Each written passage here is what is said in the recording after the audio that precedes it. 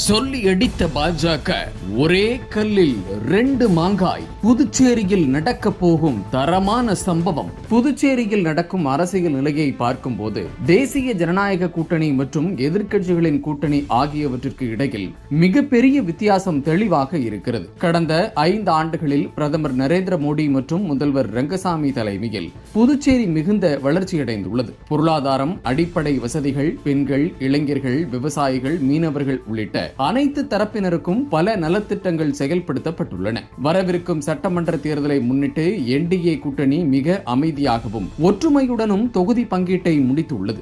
இதனால் அவர்கள் ஒருங்கிணைப்பு மற்றும் தயார் நிலை மிகவும் வலுவாக இருப்பது தெரிகிறது. ஆனால் இதற்கு மாறாக காங்கிரஸ் மற்றும் திமுக தலைமையிலான இண்டி கூட்டணி உள்ளதாக பிரச்சனைகளில் சிக்கியுள்ளது. குறிப்பாக தொகுதி பங்கீட்டில் பல இடங்களில் கருத்து வேறுபாடுகள் ஏற்பட்டுள்ளன. நெல்லித்தோப்பு போன்ற தொகுதிகளில் தலைவர்கள் ஒருவருக்கொருவர் போட்டியிடுவது கூட்டணியின் பலவீனத்தை வெளிப்படுத்துகிறது. இதற்கு மேலாக தேர்தலை தள்ளி போட வேண்டும் என்ற கோரிக்கை வைப்பது அவர்கள் தயாராக இல்லாததை காட்டுகிறது. இதனால் புதுச்சேரியை தனிப்பட்ட முக்கியத்துவத்துடன் பார்க்காமல் ஒரு சாதாரண மாவட்டமாகவே பார்க்கிறார்கள் என்ற எண்ணமும் உருவாகிறது. இந்த கூட்டணியில் என்டிஏ கூட்டணி நிலைத்தன்மை, வளர்ச்சி மற்றும் மக்கள் நலன் ஆகியவற்றை முன்னிலைப்படுத்தி செயல்படுகிறது. ஆனால் இண்டி கூட்டணி அதிகாரத்திற்கான போட்டி மற்றும் குழப்பத்தில் சிக்கியுள்ளது. எனவே இந்த தேர்தலில் மக்கள் எதை தேர்வு செய்கிறார்கள் என்பது மிக முக்கியமானதாக இருக்கும். வளர்ச்சிக்கும் நிலைத்தன்மைக்கும் ஆதரவாக மக்கள் தீர்மானம் எடுப்பார்கள் என்று நம்பிக்கை அதிகமாக உள்ளது.